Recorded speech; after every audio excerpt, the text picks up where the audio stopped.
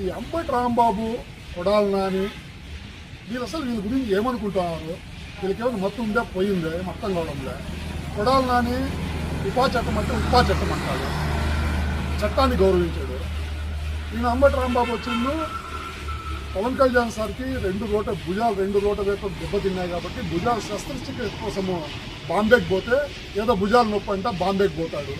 ఎవరో అభిమానం పిలిస్తే వరంగల్కి వెళ్ళిపోతాడు, ఇంకెవరో పిలిస్తే ఆడికి వెళ్ళిపోతాడు. ఆయన ఇంకేం రూలింగ్ చేస్తుంది ఇట్లా మాట్లాడతాడు అంటే మీరు రావాలా? ఏమైనా శస్త్రచికిత్స చేస్తావు? మేము డాక్టరా? ఒళ్ళు బాగాలేకపోతే హాస్పిటల్కి పోతాడు. ఎక్కడ దానికి సంబంధించిన స్పెషలిస్ట్ ఉంటే ఆడ పోయి చూపించుకుంటారు. నీకు అంతా విచిత్రంగా ఉంది నీ మాట్లాడేది, నీ చేష్టల వల్ల వైసీపీ సర్వనాశనం అయిపోయింది. 11 ఉన్నాయి, ఇంకా ఇట్లే మీరు మాట్లాడుతూ వచ్చి ఆ ఓటు కూడా చేసి ఓటుకు వస్తారు. 11లో 2 ఉన్నాయి ఓట్లు, ఆ ఓటు కూడా పోయి ఓటుకే వస్తారు. మీకు ఖచ్చితంగా జరుగుతారు. ఎందుకంటే ప్రతి సందర్భంలో మీకు యాలాపాలా లేదు. ఏ కొడాలని మాట్లాడతాడు, నువ్వు మాట్లాడతావు. మొన్న వాడెవడో జోసెఫ్ చౌదరి, మళ్ళా ప్రశ్న రావణ్. ఏం ప్రశ్నించేది?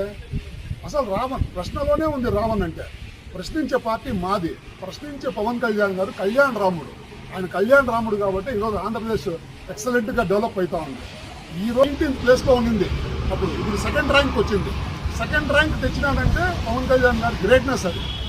అట్లా ఆయన డెవలప్ చేస్తూ ఉంటే రాష్ట్రాన్ని మీరు చూస్తే ఏంటంటే మాట్లాడతారు. తిక్క సమాధానం, తిక్క మాటలు. వీలైతే అన్ని అమ్మలకులు బూతులు మాకు అందరికీ వస్తాయి. చిన్నప్పటి నుంచి బూతులు ఫస్ట్ నేర్చుకుంటారు. ఎవరైనా నేర్చుకోవడం ఉంటారు. చుట్టుపక్కల సమాజం అంతా నేర్పిస్తారు. బూతులు మాట్లాడేది పెద్ద విద్య, ఏమన్నా చమత్కారంగా మాట్లాడేది పెద్ద విద్య.